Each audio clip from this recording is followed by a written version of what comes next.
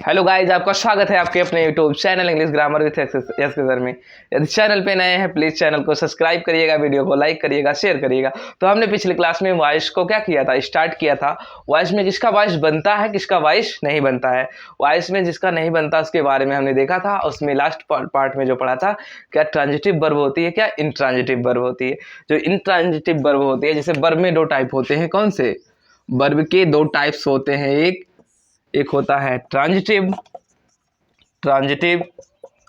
एक होता है इंट्रांजिटिव। यानी जिसको ऑब्जेक्ट की जरूरत हो। क्या ऑब्जेक्ट की जरूरत हो उसे कहते हैं, ऑब्जेक्ट रहेगा इसमें।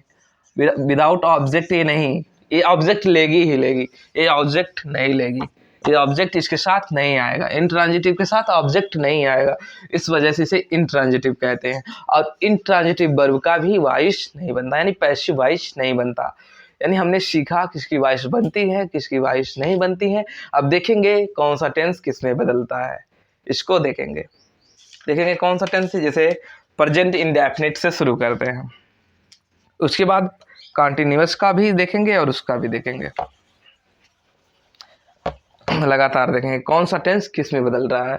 जैसे प्रेजेंट इंडेफिनिट, ऐसे तो सबसे ज़रूरी चीज़ ये होता है कि जैसे किसी भी टेंस का जिसका हमें बनाना है तो उसके अगले टेंस की हेल्पिंग वर्ब लेते हैं। उसके क्या अगले टेंस, यानी उससे आने वाला जो टेंस है उसके अगले टेंस की क्या हेल्पिंग वर्ब लेते हैं।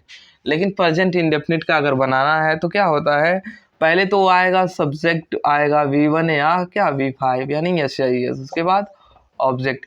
ये चेंज किस में होगा, चेंज होता है सब्जेक्ट और क्या इज, एम और किसमें आर में प्लस ऑब्जेक्ट।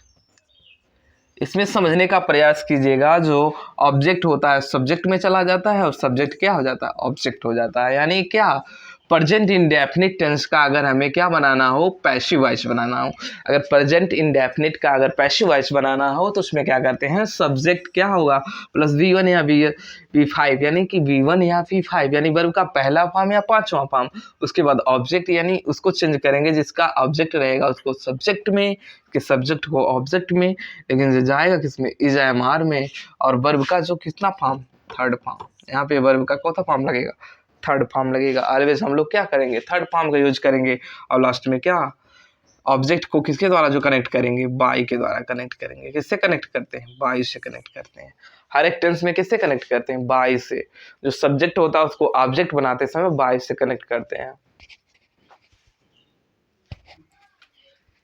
इसको नोट करिएगा, आप ध्यान से देखिएगा कि ये क्या प्रेजेंट इंडेफिनिट का था। जैसे एग्जाम्पल में मैं बताऊँ, एक एग्जाम्पल देख के उससे समझ जाएंगे। जैसे ही रीड्स ए बुक, यहाँ पे क्या ऑब्जेक्ट क्या है, क्या पढ़ता है, यानी किससे जवाब करके हम अगर पूछते हैं तो वहाँ पे ए बुक क्या है, ऑब्जेक्ट है। ऑब्जेक्ट को क्या करना रहता है, सब्जेक्ट बनाना।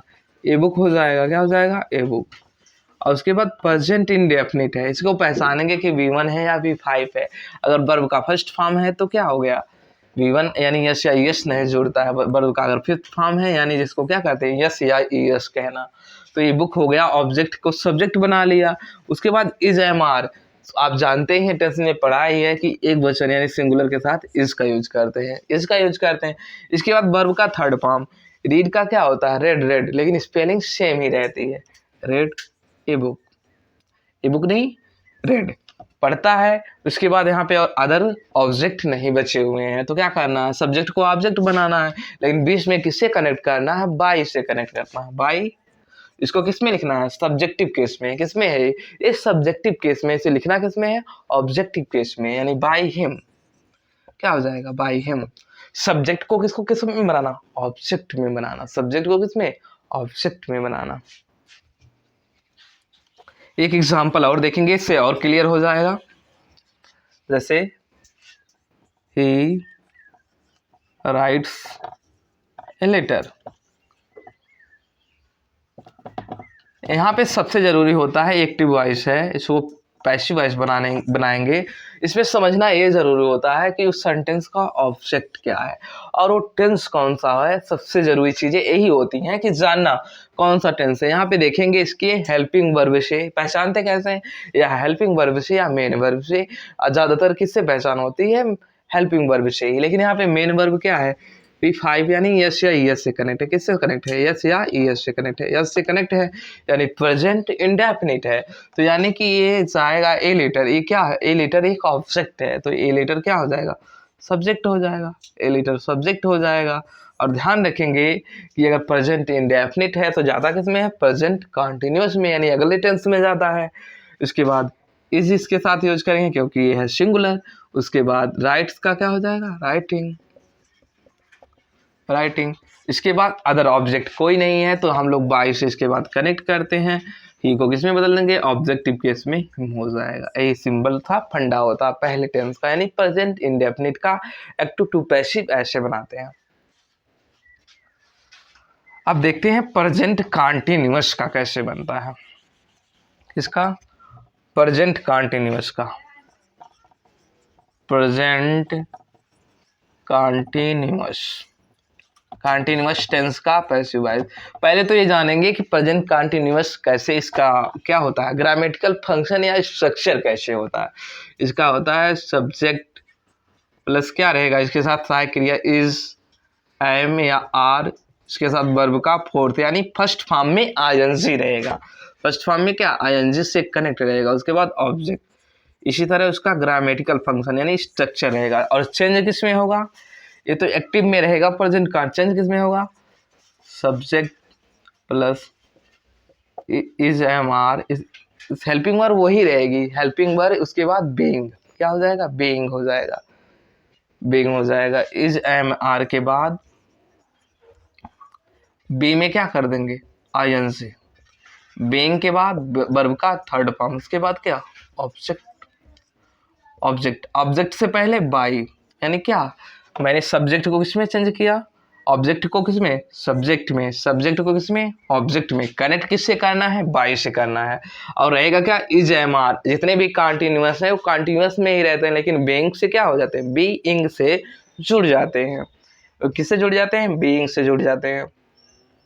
उनका क्या है, अगले टेंस, इसको अगले टेंस में नहीं जाना रहता है, इसलिए क्या खुद से ही कनेक्ट हो जाते हैं। जैसे एग्जाम्पल बताएंगे, एग्जाम्पल से आप लोग और समझ जाएंगे। आज प्रेजेंट का हम लोग फंडा पूरा समझ लेंगे।